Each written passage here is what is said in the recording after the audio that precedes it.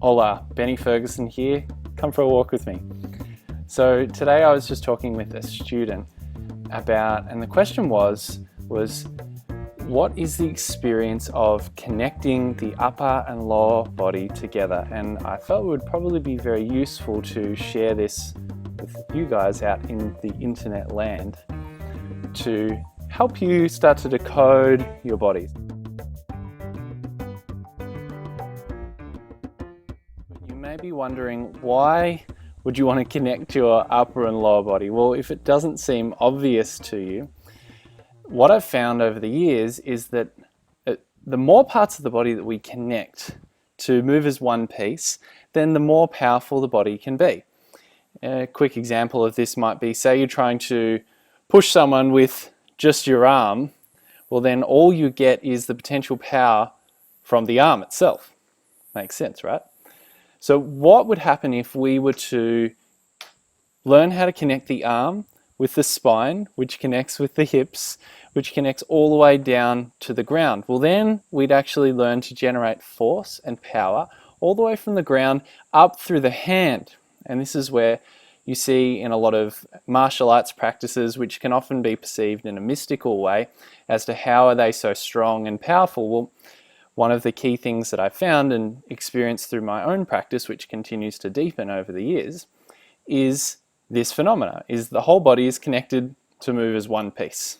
All animals that I've seen in the animal kingdom, particularly mammals, they all just naturally follow and understand this. And they don't even need to intellectualize it. It's just a natural thing. Your body's designed to be connected as one piece. And for those of you who have been following my stuff for a while, you know that a lot of it is based around releasing tension from the varying different layers of the body with the intention to connect it and unify it so that it moves as one piece. Now, this is a very different way of thinking about the body, because it's quite common that we can look at the body these days as a sum of many different parts. You know, we treat the arm as the arm and the leg as the leg, and we try and strengthen them and make them the best versions of themselves.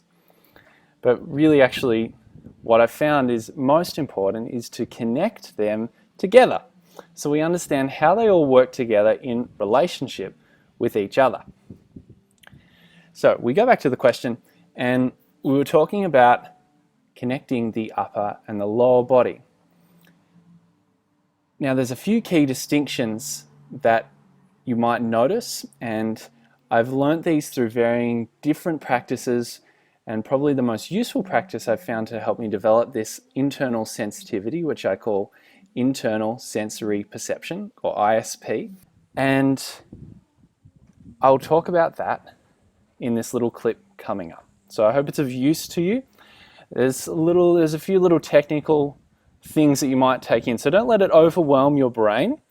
Just take it in. Maybe close your eyes, listen to what I'm saying, and then notice it in your body. Maybe you'd like to just stand up and become aware of what's going on inside your body and just have a listen. Here's a bit of a download of what I experience. So when the body, so first we feel the feet on the ground and connect the feet to the ground, yeah? And we feel the best version of center that we can. Then moving up, really we want to look at, the next question is are my hips connected to my feet? Yeah? So when that happens, then we can start to look at the upper body, and we're getting to that point at the moment. So the experience after I had that in my upper body was then, can I feel my shoulders in relation to my spine and my hips? Okay, so initially I felt my spine, but my shoulders were disconnected. There was a lot of tension there, and I couldn't see how the two were connected. It was like I have my spine and I have my shoulders. In time, as my shoulders relaxed and the tension released out of there, what I started to notice was, this is very interesting. So we're going now into the kinesthetic experience that you might notice. So the head lifts up, the ribs lift up, yeah. Then to oppose that, the hips sink down. So then you get two opposing forces, and what that can give you an experience of is a connection or a slight little stretch all the way from the base of the skull down to the base of the hips. Does that make sense? Yeah, so you might get glimmers of that.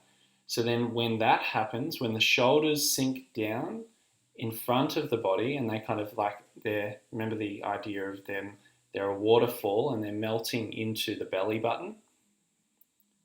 So when that happens, the weight of the shoulders sink down against the opposing force of the head lifting and the hips sinking, and then you start to get a stretch across behind the neck and the middle back. And then that starts to connect with the head and the hips. And if you've got any questions, post them along and I'd be most happy to help. So anyway, I hope this is of use to you. Be well, have a wonderful day, connect to that body of yours, take good care of it, and I'll see you again soon.